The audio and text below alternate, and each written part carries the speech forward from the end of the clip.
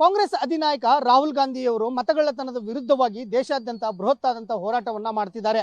ಆದರೆ ರಾಹುಲ್ ಗಾಂಧಿ ಆರಂಭಿಸಿರ್ತಕ್ಕಂಥ ಮತಗಳ್ಳತನದ ವಿರುದ್ಧವಾಗಿ ಮಾಜಿ ಸಚಿವ ಆಗಿರ್ತಕ್ಕಂಥ ಸಹಕಾರ ಸಚಿವರಾಗಿದ್ದ ಕೆಎನ್ ರಾಜಣ್ಣ ಅವರು ತದ್ವಿರುದ್ಧವಾಗಿ ಹೇಳಿಕೆಯನ್ನು ಕೊಟ್ಟಿರೋ ಹಿನ್ನೆಲೆಯಲ್ಲೇ ಸಿಎಂ ಸಿದ್ದರಾಮಯ್ಯನವರ ಸಂಪುಟದಿಂದ ಈಗಾಗಲೇ ಕಿಕ್ಔಟ್ ಆಗಿದ್ದಾರೆ.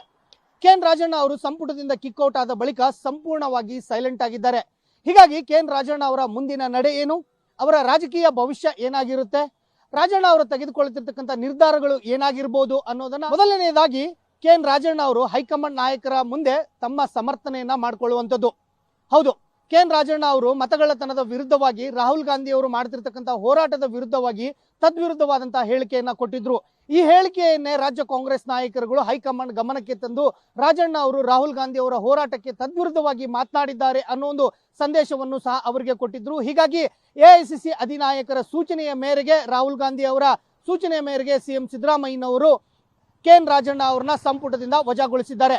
ಹೀಗಾಗಿ ಕೆಎನ್ ರಾಜಣ್ಣ ಅವರು ತಾವು ಕೊಟ್ಟಿರ್ತಕ್ಕಂಥ ಹೇಳಿಕೆ ಏನಿದೆ, ತುಮಕೂರಿನಲ್ಲಿ ಮಾತನಾಡಿರುವಂತಹ ಹೇಳಿಕೆ, ಆ ಹೇಳಿಕೆಯ ವಿಚಾರಕ್ಕೆ ಸಂಬಂಧಿಸಿದಂತೆ ಹೈಕಮಾಂಡ್ ನಾಯಕರುಗಳಿಗೆ ಇದೀಗ ಮನವರಿಕೆ ಮಾಡಿಕೊಡ್ಲಿಕ್ಕೆ ಮುಂದಾಗಿರುವಂತದ್ದು.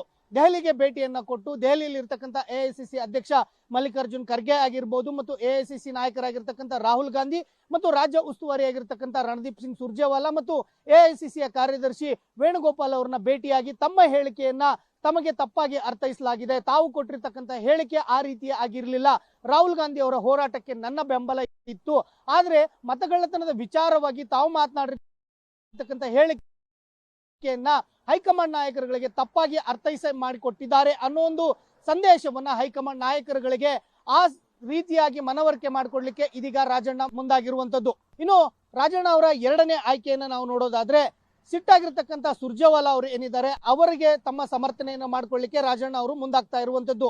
ಹೌದು, ರಾಜ್ಯ ಕಾಂಗ್ರೆಸ್ ಉಸ್ತುವಾರಿಯಾಗಿರ್ತಕ್ಕಂಥ ರಣದೀಪ್ ಸಿಂಗ್ ಸುರ್ಜೇವಾಲಾ ಅವರು ರಾಜ್ಯ ಕಾಂಗ್ರೆಸ್ ಶಾಸಕರುಗಳ ಜೊತೆಗೆ ಕೆಪಿಸಿಸಿ ಕಚೇರಿಯಲ್ಲಿ ಸರಣಿ ಸಭೆಗಳನ್ನ ನಡೆಸಿದ್ರು. ಶಾಸಕರ ಸಮಸ್ಯೆಗಳು, ಅನುದಾನದ ವಿಚಾರ ಕುರಿತಂತೆ ಸುರ್ಜೇವಾಲಾ ಅವರು ಸರಣಿ ಸಭೆಯನ್ನ ನಡೆಸಿರ್ತಕ್ಕಂಥ ವಿಚಾರದಲ್ಲಿ ಕೆಎನ್ ರಾಜಣ್ಣ ಅವರು ಸಾಕಷ್ಟು ತಗಾದೆಯನ್ನ ತೆಗೆದಿರುವಂತದ್ದು.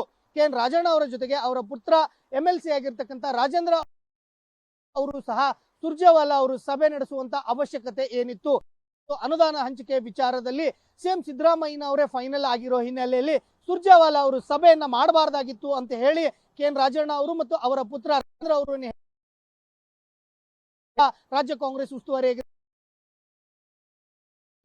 ಮತ್ತು ಪುತ್ರನ ವಿರುದ್ಧವಾಗಿಯೂ ಸಹ ಸಾಕಷ್ಟು ಅಸಮಾಧಾನ ಹೊಂದಿದ್ರು. ಹೀಗಾಗಿನೇ ಸುರ್ಜೇವಾಲಾ ಅವರು ತಮ್ಮ ವಿಚಾರದಲ್ಲಿ ಮತ್ತು ಅವರ ತಮ್ಮ ಪುತ್ರನ ವಿಚಾರದಲ್ಲಿ ತೆಗೆದುಕೊಂಡಿರ್ತಕ್ಕಂಥ ನಿರ್ಣಯಗಳೇನಿವೆ ಮತ್ತು ಅವರ ವಿರುದ್ಧವಾಗಿ ಅಸಮಾಧಾನಗೊಂಡಿರ್ತಕ್ಕಂಥ ವಿಚಾರವನ್ನ ಸುರ್ಜೇವಾಲಾ ಅವರ ಮುಂದೆ ಇಟ್ಟು ಹೇಳಿಕೆ ಹೇಳಿರುವಂತ, ನೀವು ನಮ್ಮ ವಿರುದ್ಧವಾಗಿ ಸಿಟ್ಟಾಗಿರುವಂತದ್ದು ಸರಿಯಲ್ಲ ಅಂತ ಹೇಳಿ ಸುರ್ಜೇವಾಲಾ ಅವರ ಮನವೊಲಿಸುವಂತ ಸಾಧ್ಯತೆಗಳು ರಾಜಣ್ಣ ಮತ್ತು ಅವರ ಪುತ್ರ ಮಾಡುವಂತ ಸಾಧ್ಯತೆಗಳು ದಟ್ಟವಾಗಿರುವಂತದ್ದು. ನೋಡೋದಾದ್ರೆ ಅವರು ಈಗಾಗಲೇ ಕಳೆದ ವಿಧಾನಸಭೆ ಚುನಾವಣೆಯಲ್ಲೇ ಘೋಷಣೆಯನ್ನ ಮಾಡಿದ್ರು, ಇದು ನನ್ನ ಕೊನೆಯ ಚುನಾವಣೆ ಅಂತ ಹೇಳಿದ್ರು. ಹೀಗಾಗಿ ಅವರು ಇದೀಗ ತಮ್ಮ ಪುತ್ರ ಆಗಿರತಕ್ಕಂಥ ರಾಜೇಂದ್ರ ಅವರ ರಾಜಕೀಯ ಭವಿಷ್ಯದ ಬಗ್ಗೆ ಚಿಂತನೆ ಮಾಡಬೇಕಾಗಿರುವ ಗ್ಯಾರಂಟಿ ನ್ಯೂಸ್, ಸುದ್ದಿ ಖಚಿತ, ನ್ಯಾಯ ನಿಶ್ಚಿತ.